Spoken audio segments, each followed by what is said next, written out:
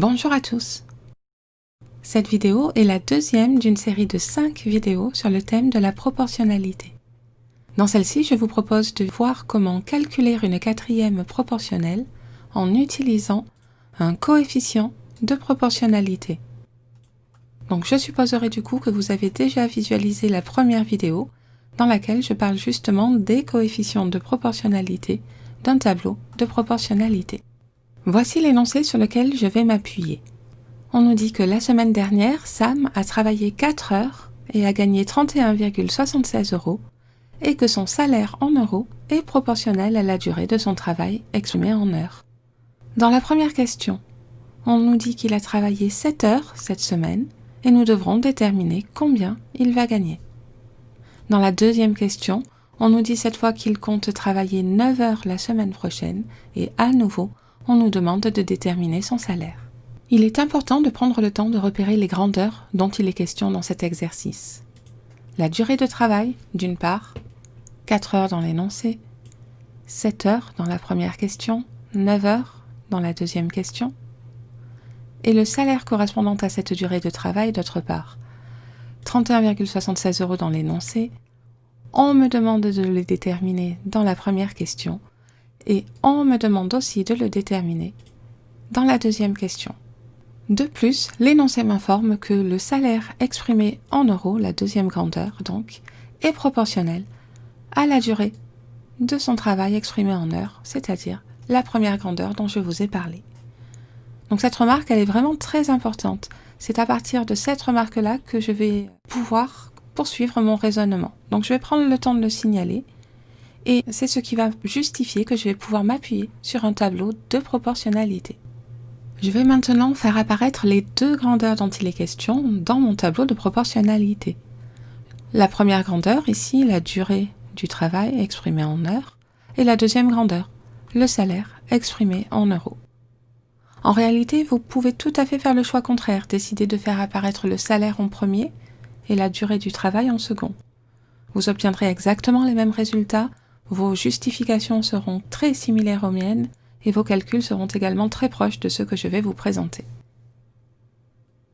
Pour construire le tableau de proportionnalité, je vais déterminer au préalable le nombre de colonnes dont je vais avoir besoin. J'ai commencé par faire apparaître dans un premier temps le nom des deux grandeurs dont il est question ici, et donc de combien de colonnes vais-je avoir besoin dans cette partie-là pour faire apparaître les données chiffrées de l'énoncé. Eh bien, une première colonne sera dédiée aux informations de l'énoncé. 4 heures correspondent à 31,76 €. Je connaîtrai donc dans ma première colonne à la fois le nombre du haut et le nombre du bas, et c'est grâce à cette première colonne que je vais pouvoir raisonner. Ensuite, je ferai apparaître autant de colonnes que ce qu'il y a de questions. Alors pas de questions petit a, petit b, mais vraiment de questions à traiter. Donc si jamais dans la question petit a il y avait plusieurs sous-questions, il faudrait que je fasse apparaître à nouveau autant de colonnes que ce qu'il y a de questions. Donc prenez bien le temps de lire l'énoncé au départ pour éviter d'avoir ensuite la mauvaise surprise de devoir rajouter des colonnes qui seront peut-être plus petites que les colonnes que vous aviez commencé à tracer au départ. Donc ici, une première colonne pour l'énoncé, une colonne par question, il y a 2 questions, ça me fait 3 colonnes au total. Soyez maintenant vigilants au moment d'inscrire les informations dans le tableau. Par exemple, pour l'énoncé, ici, 4 heures correspondent à 31,76 €. Donc 4, c'est le nombre d'heures. On le mettra sur la première ligne. Et 31,76, c'est le salaire en euros. On le mettra sur la deuxième ligne.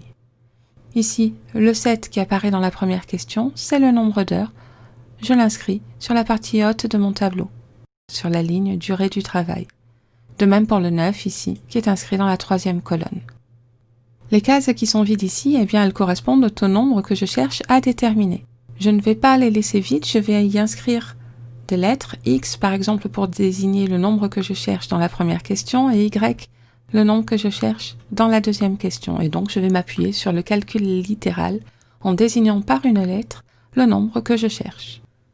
Voilà, mon tableau de proportionnalité est complété.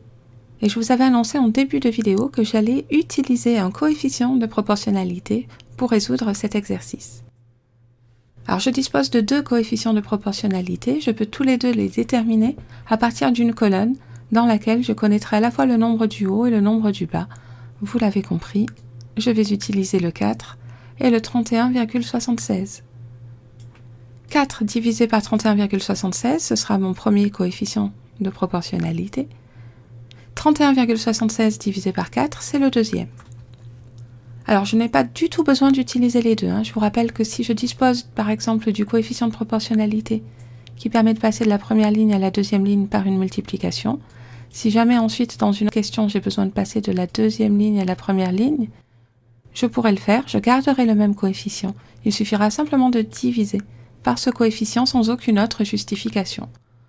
Donc, même chose, si jamais, du coup, je me rends compte que le coefficient dont je dispose, c'est celui qui permet de passer de la deuxième ligne à la première ligne par une multiplication, eh bien je pourrais sans aucun problème répondre aux questions pour lesquelles j'aurais besoin au contraire de passer de la première ligne à la deuxième ligne.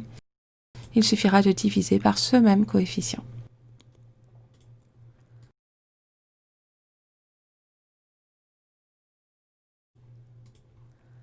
Alors comment choisir entre ces deux coefficients ? Eh bien en réalité, a priori, vous n'allez en envisager qu'un seul pour commencer. Imaginons par exemple que ce soit celui-ci. Prenez le temps, par exemple à l'aide de votre calculatrice, d'effectuer le quotient de 4 par 31,76.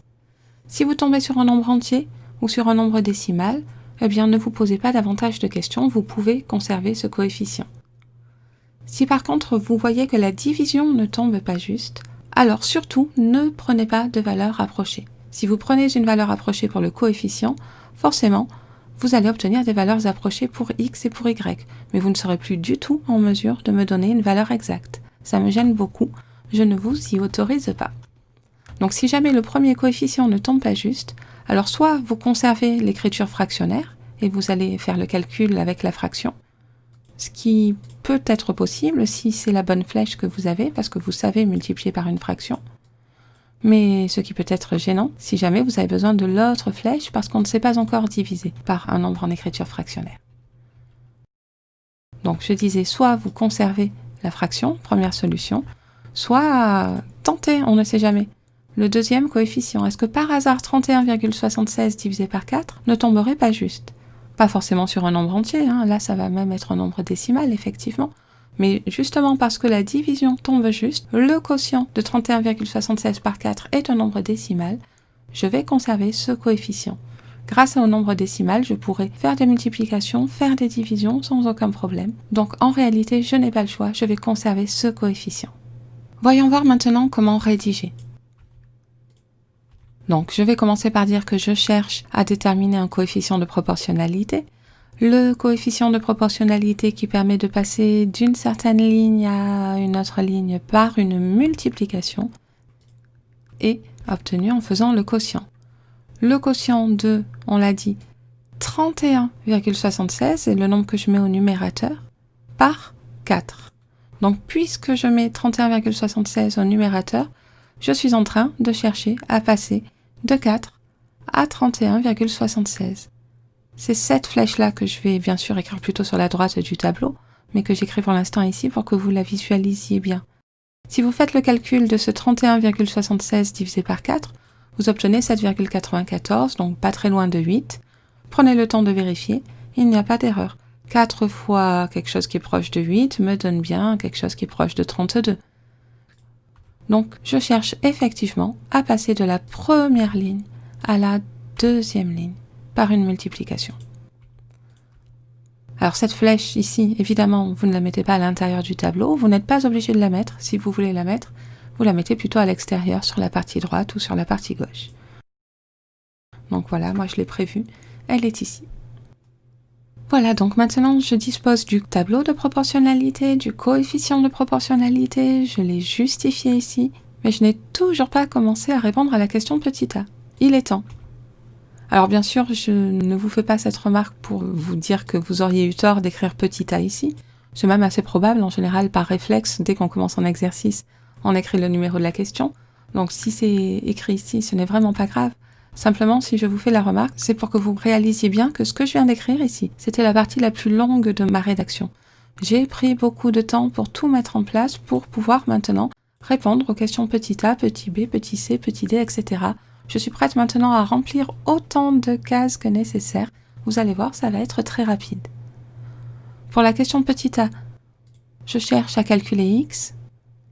Je connais 7. Regardez bien, la flèche que j'ai à disposition à droite, elle fonctionne bien. 7 fois le nombre qui est ici sera bien égal à x. Donc c'est la bonne flèche. Je n'ai pas besoin d'avoir une autre flèche.